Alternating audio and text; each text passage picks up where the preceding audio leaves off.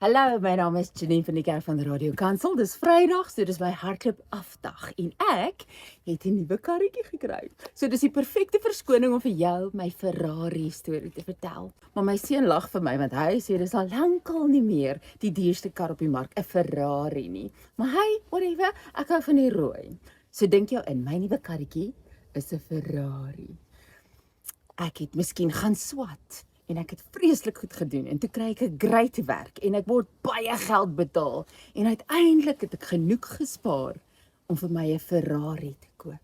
En ek gaan na die dealer toe en ek gaan staan voor die Ferrari en jy pose by die Ferrari met die groot stryk want dit is nou joune en jy hou jou hand uit vir die sleutel en jy sê vir haar, gee, ek gaan net gou gaan en ek gaan water ingooi in my Ferrari.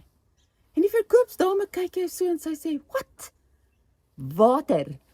Jy sê ja, onthou nou, ek is woke, ek is baie bewus van die aarde en petrol, jy weet, Brent crude oil is baie sleg vir die omgewing. Ek gaan water ingooi in my Ferrari.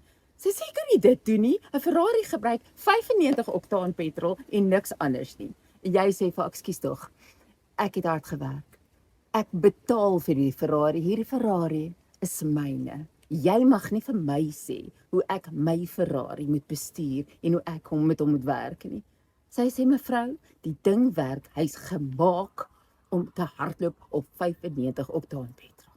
Jy sê, wat ook al. Sy sê, wag. Die ou wat dit ontwerp het, die Ferrari ontwerp het, jy gaan nie glo nie, hy is net hier so, ek gaan hom gou gaan roep. Hy kom, hy sê vir jou, wat? Jy sê, ekskuus tog? Dis my Ferrari. Los my uit, ek gaan hom met water. Hy gaan op water hardloop. Dis goed vir die omgewing.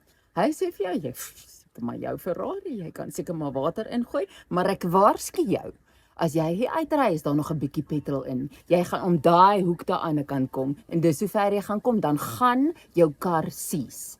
Jy sê vir hom, wat ook al, los my uit, dis my reg, baie dankie. Vat die sleutel, smyt die stryk af, klim in die kar, ry om die draai, gooi jou water in, en die volgende draai, sies hy. Jy spring uit die kar uit, stamp jou voetjie, en sê as hy enigsins 'n ordentlike ontwerper was, sou hy die ding ontwerp het, dat jy hom kan ry, net soos wat jy wil. Wat is fout met die ontwerper? En doen ons nie presies dieselfde met die lewe nie, en met die Here nie? Inteendeel, ons is so arrogant, dat ons nie eers sy woord lees, om te sien hoe hy die wêreld wil ontwerp nie, want net nou sê hy, ons moet die lewe anders lei, as wat ons wil. En so belaglik is wat dit klink, dis die realiteit.